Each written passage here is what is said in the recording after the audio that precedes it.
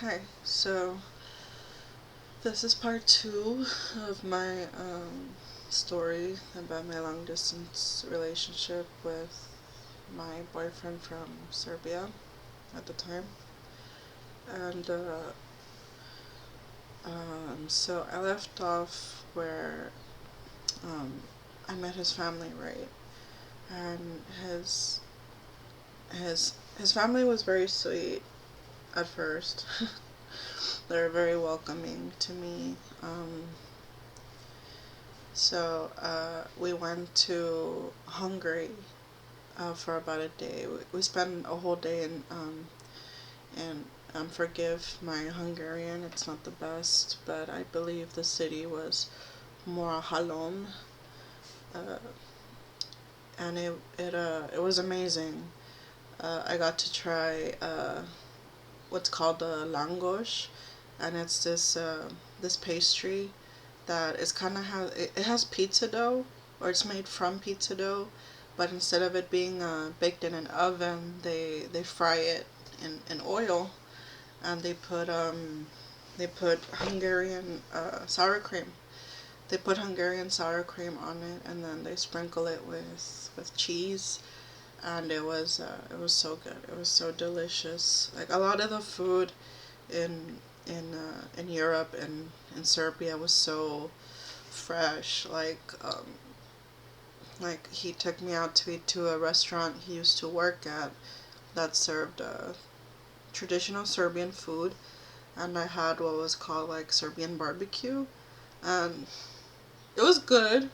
It was good, but some of you may know us Mexicans were kind of like the kings of barbecue. So I'm used to like really bold flavors, and the flavor was good. Like the meat was very fresh. You can tell everything was just so natural. Like um, their food, like I had like this tomato soup that like I could really taste like the tomato. Like you can tell it was harvested at the right time for it to have like a really concentrated flavor. And um, so they had like I had like a pork platter where it was I think like the meat of the pork, and then they had like meat sticks. They call them meat sticks. They're not sausage, but I guess they take the meat and they kind of like grind it to like a grinder, and it's just like these little like they look like sausages, but they're not sausages. That's what I was told. And it was like over a bed of French fries, and we had a dessert. So I had a really great time, and uh, he did a lot of things that was extremely thoughtful, like buying me a week's worth of wardrobe, and taking me out to eat. Like once I stepped foot in Serbia, like I didn't have to pay for anything like myself. The only thing I paid for was like some things I wanted to bring back to my family and to my son, but that was about it really. And so the last night that I spent there was very emotional, um, because the day before, when we were staying the night in Hungary, he rented out a um, very small dormitory room kind of ish stuff. Like it wasn't a hotel; it was like a boarding house where a lot of people. There was like really small rooms, smaller than my room, that we stayed in. We shared kind of like a single bed, and before we went to sleep, he proposed to me, and we were both crying, and I said yes, of course. I would marry you. Like I've never been with somebody so romantic and so thoughtful, and like he really spoke my love language, which was like thoughtful gifts and communication and quality time. So he proposed to me. I said yes. He shared it with his friends on his Discord group. Um, the next day we went back to his parents' house in Serbia, and he showed his parents that we were engaged, and his sister was there, and it was very like emotional. Like he started crying and hugging his sister, so it all felt real. It all felt like he was deeply in love with me, and he really wanted to commit to me. And that night, that was my last night staying with him. He was so sad that I was leaving. He asked me, can't you stay another week? I feel like you just got here. And I would tell him, I can't. Like, I have somebody watching my son. And my mother's watching my son, and she has to go back to work the next day once I get back from my trip. So I wish I could, but I can't. All I can stay is a week. So, I was very sad. He cried, and I didn't cry yet because it didn't quite hit me yet. And the next day, he took me to the airport. We had to be there super early because my flight was at 7. So we had, and the airport, the only international airport in Serbia is in Belgrade, which is the capital, and he lives about 2 hours away by car. And so we had to get up really early to make my flight. We had to get up about 3 in the morning to get ready, and I believe it was his father who took us. Um, and once we got there, it was still super pitch black. I want to say it was like 6 in the morning by the time we got there. And um, his own father, like once we arrived and they were parking at the airport, like we were all getting out, and I was getting my luggage, and that's when it started to hit me that I was leaving, and I didn't know when the next time it was gonna be, when I was gonna see him. And his own dad like started crying because I was leaving. Like it was a very emotional, um, it was a very emotional farewell, and I hugged his dad, and I told my fiance at the time to tell his dad, thank you for everything, thank you for bringing me to the airport. I had such an amazing time, and everybody was so kind and so generous. And I'm sorry, I know there's like a glare, and I'm trying really hard not to get it because I know that's annoying. Um, so his um, my boyfriend took me all the way in. I was lost because I didn't know where I was supposed to check in to my departure.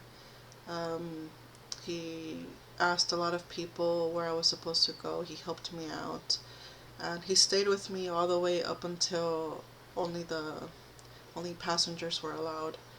And there was a huge line, and as we were waiting, I started crying. I started crying because it finally hit me that I was leaving, like what felt like at the time was the love of my life, and that I was gonna go home like without him. And I started crying a lot, and he tried to make me feel better. And as soon as I reached the I guess the end where only passengers were supposed to go in, only people that I was getting ticketed, and by then only people with tickets were allowed to go. And I said, goodbye to him.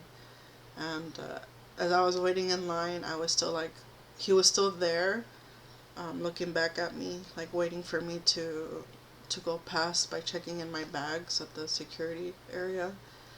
And he was still there until I was out of sight, and then that's when he left. And it was very bitter. It was a very bittersweet and emotional farewell, and it was an amazing experience. He also took me to a zoo, in one of the days, and I saw a lot of interesting animals. I got to see lions, and the difference between the zoo in Serbia and the zoo I have here is that they actually had an an electric fence to make sure that the animals don't like find a way out or try to get out, and that was new. I never saw that before. We probably wouldn't be able to do something like that in the U.S. because probably like lawsuit reasons. Probably like a child would touch the fence and get sued or something. So that was an interesting difference as well. So I boarded my plane.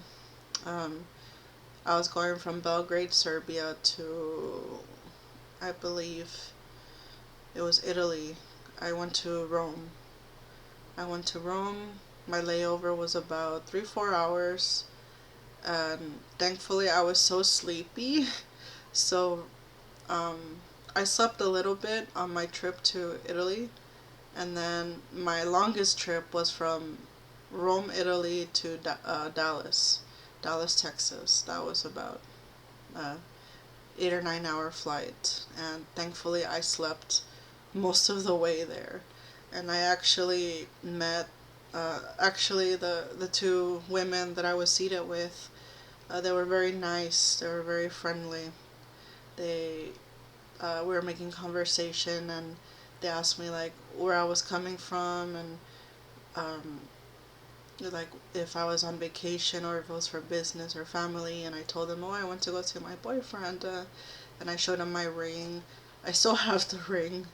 Um, I told them how we got engaged, and she was like, oh my god, congratulations, and all these things. And I showed him a few pictures of us together that I took, and it's very emotional.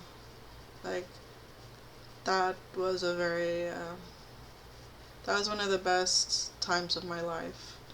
Um, of course, besides having my son, like, I mean, like, with a partner, best time of my dating life. And so I came back, and everything seemed okay. Everything seemed okay for quite a while. And then in I want to say it was between November that things took a turn in our relationship for the worse. So my boyfriend was working in Germany because the pay in Serbia is really not that great.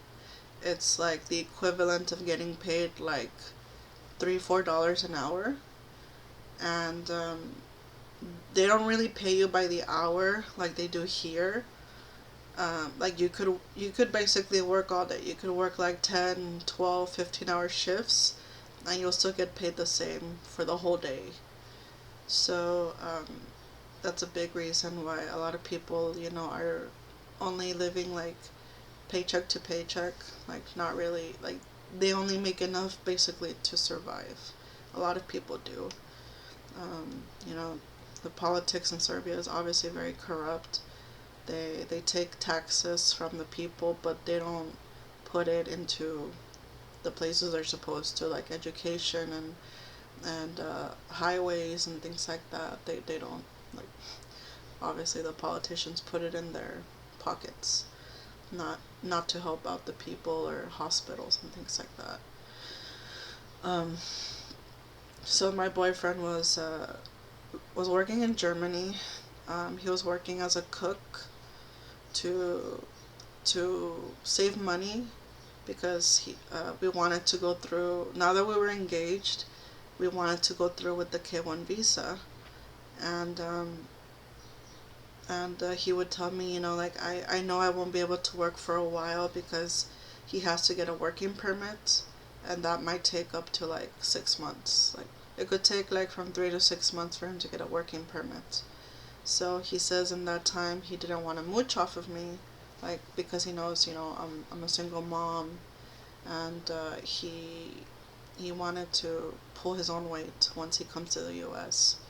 So he went back to work in Germany. He was working as a cook in a hotel restaurant, and we would talk very often. We would talk every night, and he would work very, very, very long shifts, sometimes without breaks. But he would always be like texting me like when he had a chance. So like it it left me feeling very good. So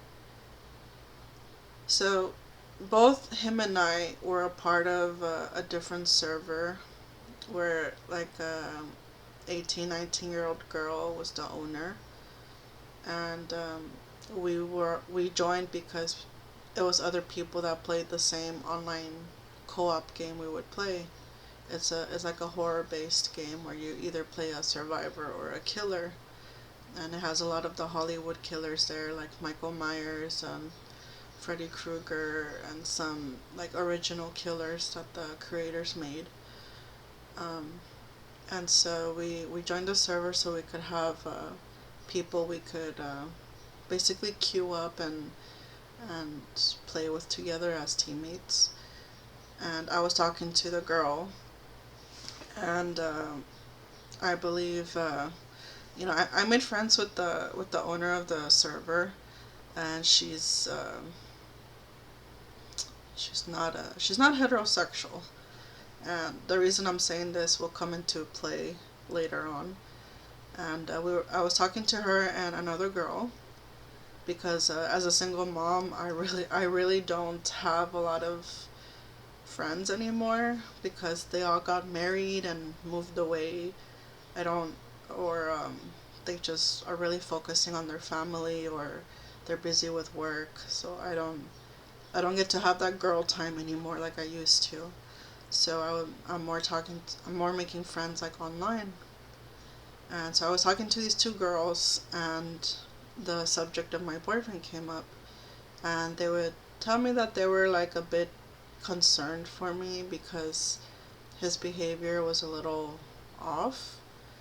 Um, like one of the girls told me I just don't like how one time he asked me to play with him, and I told him I couldn't because I was studying for school, and then I was gonna go to work, and I was just online just to talk to people, and he kept insisting I play with him, which really rubbed me the wrong way because I don't like it when people don't know how to take no for an answer, especially another man.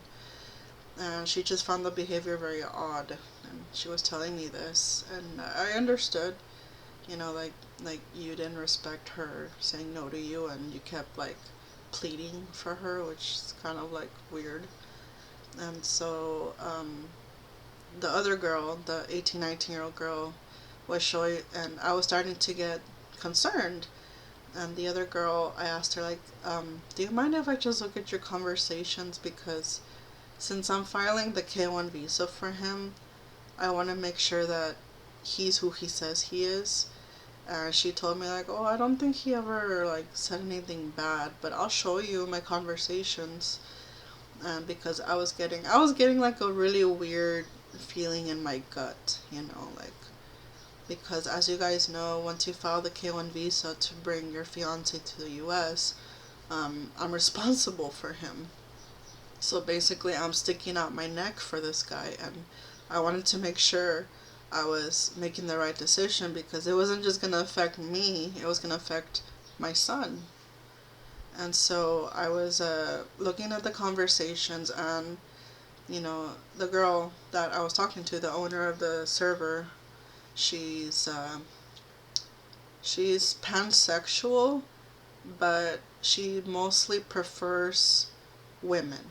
Like she still is attracted to men, but for the most part, she has a preference towards women. Like she more identifies as gay than pansexual. It's complicated. I mean, sexuality is complicated, and she's still really young. She was 18, 19 at the time.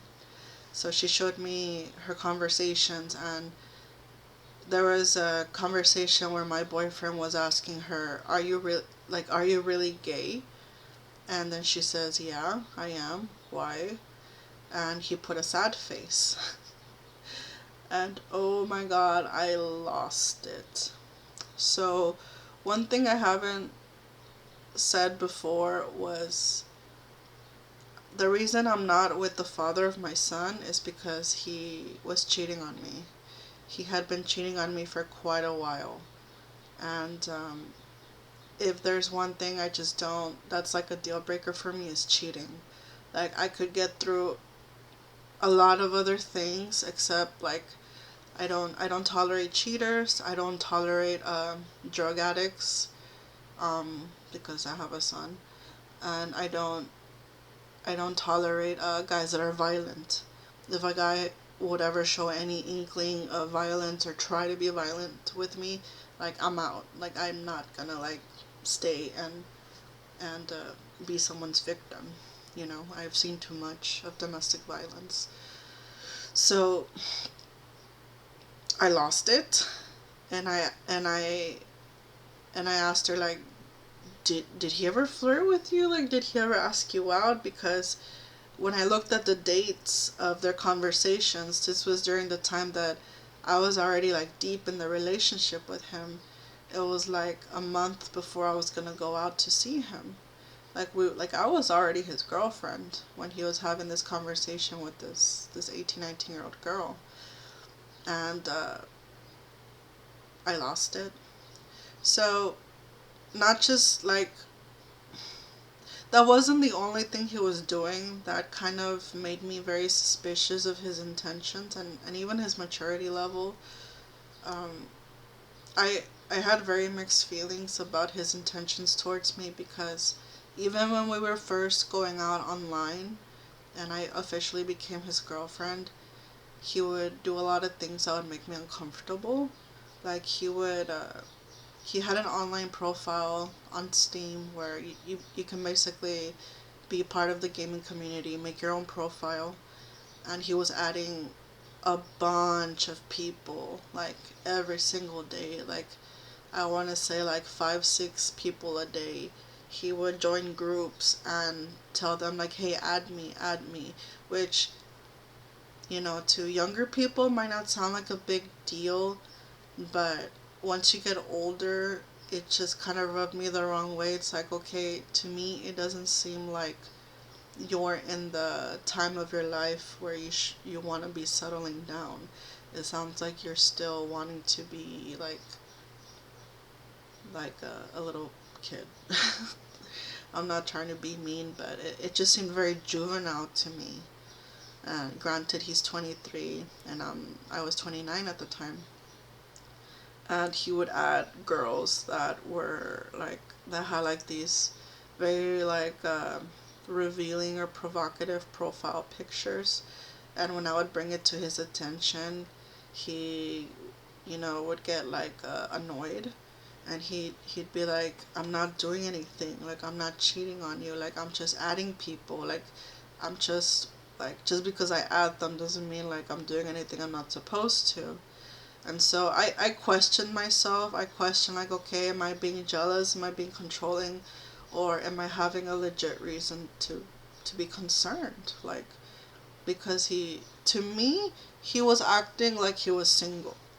Like, what do single people do? They put themselves out there, like, they're wanting to, they're leaving themselves open to meet and talk to new people.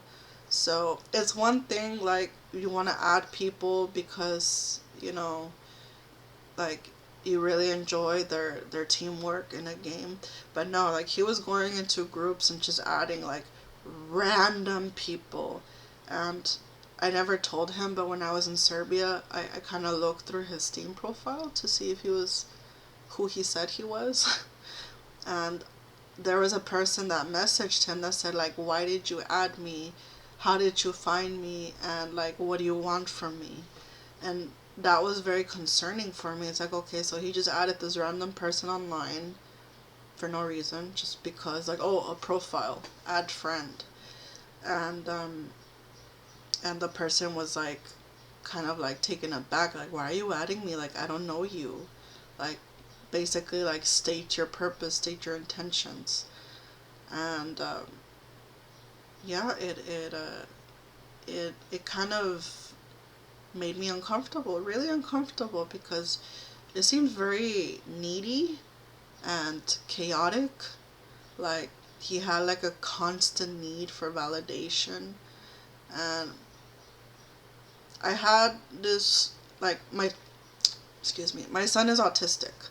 So there's certain like tics he does, there's certain behaviors he does. And my boyfriend at the time, Janos, I highly suspected he was on the spectrum as well, because he had like crippling social anxiety. And he would tell me stories how in high school he would kind of isolate himself from people. And even in real life, I could see there was a lot of social anxiety and how he would kind of force himself to have conversations with people like face to face. And when I would talk to him, he wouldn't really look at me. He would like look towards the floor or the ground. Like, he had a very hard time maintaining eye contact. And he also would tell me how he was very sensitive to sounds.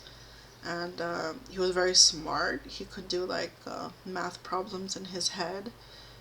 And so when this girl, so I was having like a lot of doubts, like, is it, is he autistic and he just doesn't know how to behave in a relationship? Like, is it because he's inexperienced? Is it because he's young? Like, is it because he's European? Like, am I being jealous? Do European guys do things differently? Like, I had so many doubts. I was doubting myself a lot, but I really loved him. So I wanted to give him the benefit of the doubt. But then this girl showed me the screenshots where he put a frowny face because she said she was gay. And I lost it. I wrote him a message while he was asleep. I told him that I don't think I'm enough for you. I don't think we should be together anymore because, like, this girl showed me conversations where you seemed disappointed that she was gay while we were, like, deep in our relationship. And I don't trust you anymore. Like, go ahead and date as many girls as you want, but leave me out of it. Um, you're very immature. You want a constant need for validation, and it just proves to me that I'm never gonna be enough for you. Like, me being the only woman in your life is obviously not enough for you. Like, you want more. Like, you have really low self-esteem, and it's just gonna hurt me at the end of the day. And he tried calling me several times on Facebook, and I wouldn't answer. He got mad. He was furious. He said, um, he started telling me, so you're just gonna throw like our relationship away because of what some dumb girl's telling you. And I'm old enough to realize now that that was a big red flag, that he was trying to turn the tables on me, and he got fed up.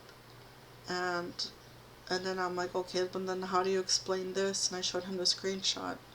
And then he's like, oh, it's because I don't like gay people. I think it's wrong to be gay. And by the way, I'm bisexual.